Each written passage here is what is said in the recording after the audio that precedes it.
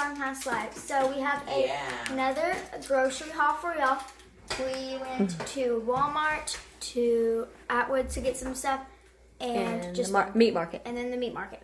So make sure you subscribe, press the like button, turn the post notifications on, and follow my channel. Comment if you like this video. Okie dokie. She's going to show us what we got. We got some potatoes. What's that? Potatoes. We got some ground beef from the meat market there. Lean ground beef. 7-Up. 2 cans of nacho cheese. 2 cans of diced green chilies. A can of refried beans. 3 limes. Right? A can of Prego traditional sauce. Some Snuggle little fabric sheets. Thingbobs. 2 things of tuna.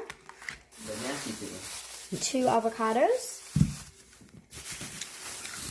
3 jalapeno peppers. Cilantro.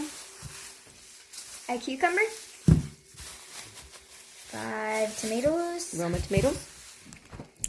This is for a recipe. This is some baked crackers. They're like the Ritz with the Great Value brand. Some mild cheddar cheese. Yellow corn tortillas.